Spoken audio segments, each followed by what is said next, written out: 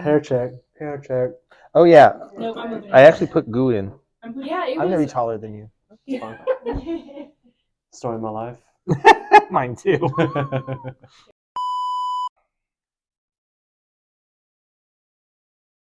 Oh, hi. Dr. King here. Dr. Shaw. Today we're going to talk about digital eye strain. We all experience it in this day of technology. But what can we do about it? What are the symptoms? Is it harmful? Keep watching to find out.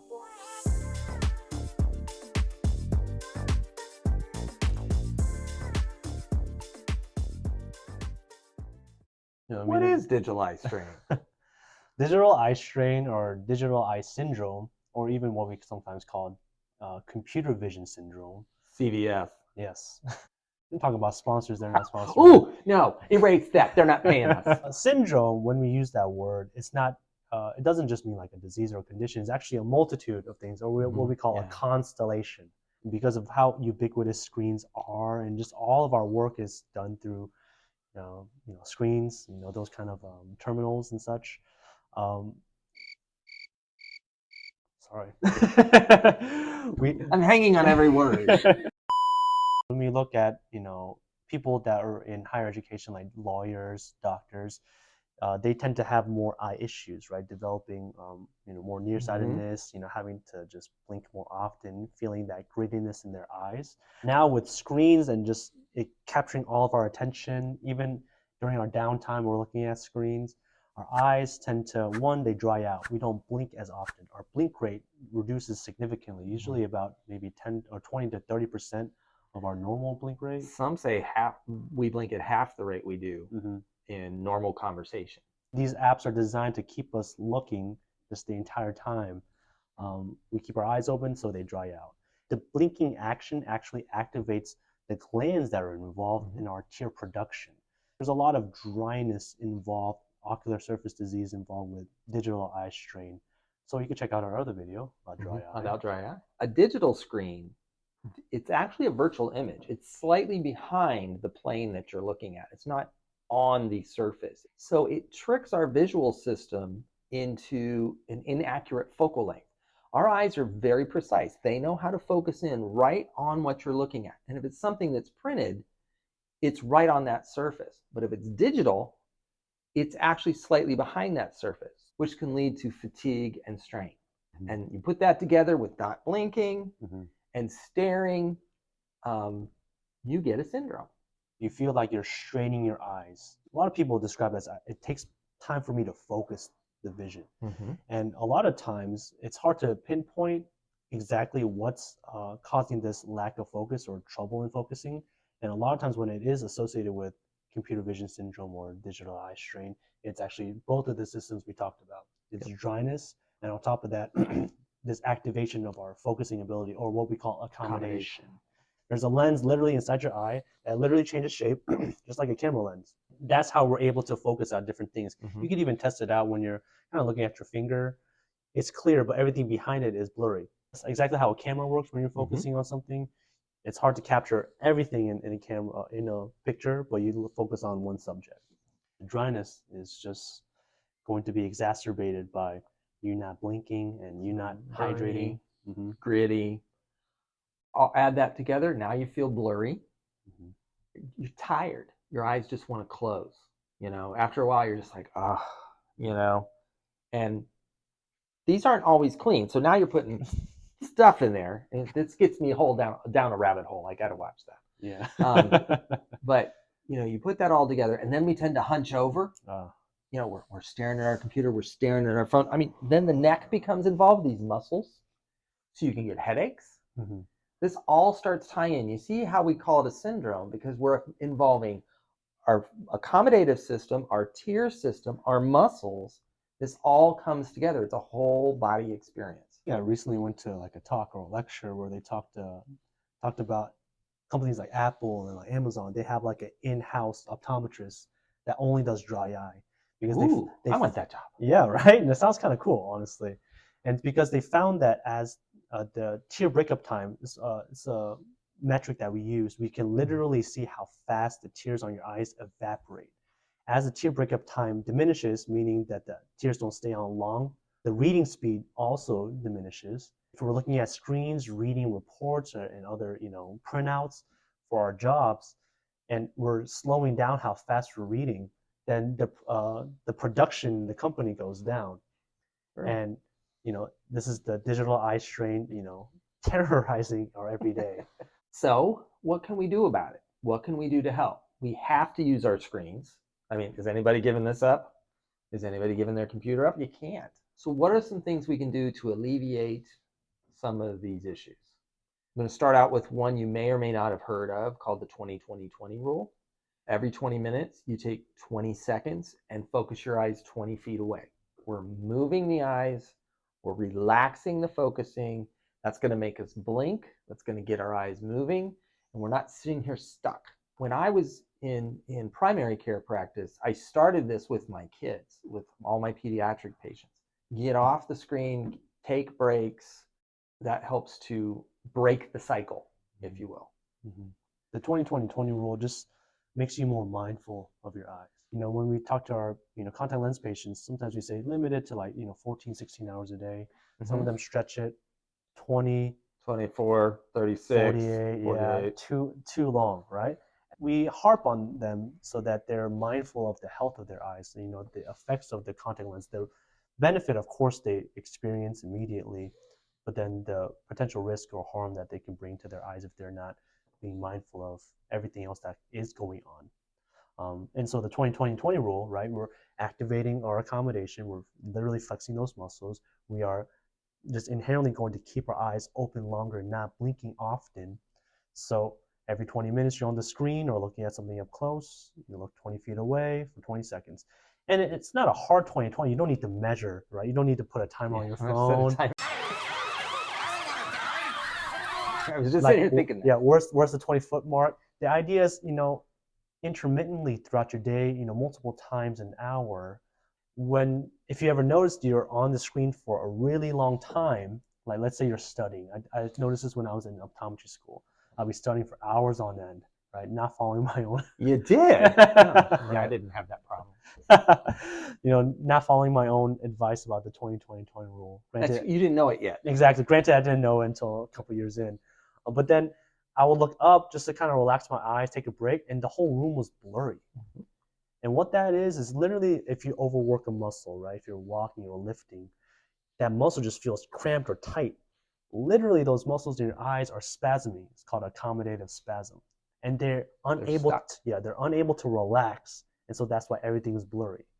Some other things you can do, screen brightness. We all want this blaring bright, but there comes a point, the screen should not be the brightest thing you're looking at. It should blend with the surrounding ambient light, the surrounding lighting. It should be even. You read a paper book, it's not the same as reading a screen. It's because the paper reflects the light in the room. Yeah. Well, your screen should mimic that. Don't make your screen so bright that it's brighter than the rest of the room. Mm-hmm. Even lighting, it brought to mind like Kindles, right? Kindles don't have these bright screens. Right. Avid readers love how it mimics paper. I always tell my team members, you're staring into a spotlight when you do that. Which brings us to a second point, room lighting.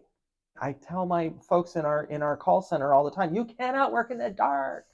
That's not a good idea, okay? Mm-hmm. Because once again, you're staring into a spotlight. And I know we think if we work in a dark room, we're going to concentrate better. No, you're setting yourself up for glare. And it can seem fine for a while, but it's really recommended that you have a more even. Dim your screen down, dim your room down, okay, as long as we're even and you're comfortable. You don't need to be in blazing, lighting by Kmart, I used to call it, as blazing weird light or dark, just normal room ambient light. And, so you're not all hunched over, okay? Mm-hmm. Which brings us to another point, which is distance to the screen. Mm-hmm. Even as doctors, we're on the computer a lot. We have to chart notes. We have to look at, different testing results, images, readouts to make sure we're not hunching over. We want the monitor, I believe the top of the monitor kind of lined up with your eye level. Yes. So that you can see the rest of the middle of your screen should be slightly below your center so that you're looking slightly down at the middle, but you can look straight ahead at the top so that you're just moving your eyes. You're not moving your head a lot. Folks that wear bifocals nowadays, you have to do this to see your screen. Nowadays, they actually make office lenses or lenses that are made for computers, so your computer distance is straight ahead of you. And that's going to help the ergonomics quite a bit. So there's so many solutions you can do. You're going to hear about blue light glasses. The base light on the back of a screen is blue. Blue is tougher for the human eye to focus. We actually focus different wavelengths of light differently. And blue is the toughest one. We're a little nearsighted for blue. So if you block the blue, you increase contrast, reduce the strain or the focusing demand on the visual system. There is something to be said for those. But the bottom line is, when you want to get into specialty eyewear, blue blocker glasses, talk to your eye doctor, especially your optometrist. Blue light's a pretty interesting topic. I did do a little bit of research during school about blue light. Good for you. So I got to learn a little bit more about, and we got to measure like the effects on our body. And I think a lot of times it's touted as being harmful for the eyes. When we look at animal models and when we kind of study the energy, the actual energy from light, because light is energy, it's on the electromagnetic spectrum.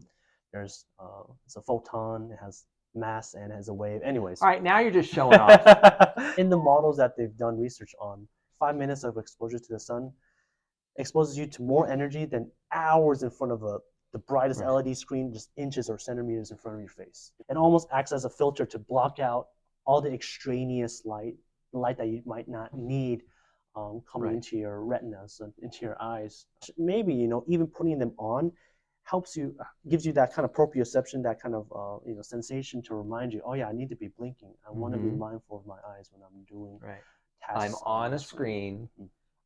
This is my reminder that I'm going to take my breaks, that I'm going to blink, that I'm going to, and that I am blocking the blue, which, like you said, I'm not saying blue light's harmful, but it's harder to focus. I think blue light gets a bad rap because if you look at the electromagnetic spectrum, it actually is closer to UV, and we all, UV is not healthy for tissues, but blue light is not UV. That's why it's called blue light. Otherwise, it would be called UV. So that's ultraviolet, because you have blue and then indigo, purple, then violet. The indigo, violet, and then the UV ultraviolet. spectrum. Ultraviolet. It's a tool, and it can help with symptoms. Right. Yeah, we just really nerded out. Right? Yeah, that was really good. Are we gonna bust some myths? Oh yeah, we're about to bust some myths right now. All right, the first myth is working on a screen in the dark strains your eyes. So we talked about that. Now we need to clarify: is it true or false? So don't do it. Don't look into a spotlight. Is it going to damage your eyes? Probably not. Is it going to strain your eyes? Most likely. And you can sit there and say, "Oh, I do it all the time, and it's okay." It's fine. But don't come whining to me if you start getting the headaches here and all of a sudden you look away and you're seeing spots in front of your eyes because you've been staring at a bright screen, and you look over the dark, you're going to have an after image. Right. So it is going to cause some issues. So will it permanently damage your eyes? No, bust it. But not a good idea. Contributes to strain. When I first learned about the eyes, I'm like, oh yeah, probably being in a dark room is actually better for your eyes when you're looking at a screen. Because my train of thought was, everything, even though you're not focusing on everything, you're focusing on one object, all the ambient light and everything is still, entering your eye and affecting the systems of your visual system, or, the components of your visual system. I was thinking, well, we'll save all the energy to just do the one task. But, thinking about it now, being a little bit more educated, I'm more inclined to agree with Dr. King. Like, he wanted to disagree. I wanted to, but, he's very convincing. The second myth, sitting too close to the TV or computer screen can damage your vision. This one is more about the TV. Great question. And your mom and dad used to tell you, back up from the TV. Oh, yeah.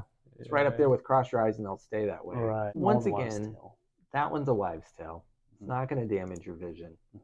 But I am kind of glad we tend to mount TVs up on walls now and stuff, so you don't sit so close to them. Right.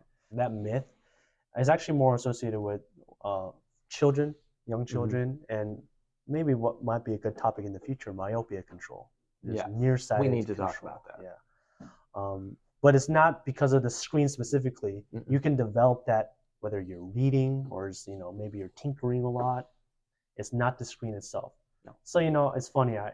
Parents come up to me a lot. So I'll tell my son that looking at a screen is bad for him. He's like, well, it's not, because I'm a gamer. I don't want to discourage his pastime and hobbies, right?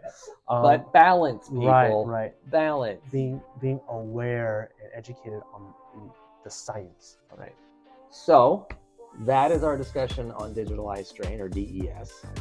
We hope that you found it informative and helpful. If you liked it, click subscribe and watch for us in the future. In the meantime, I'm Dr. King. I'm Cha. Have a good one.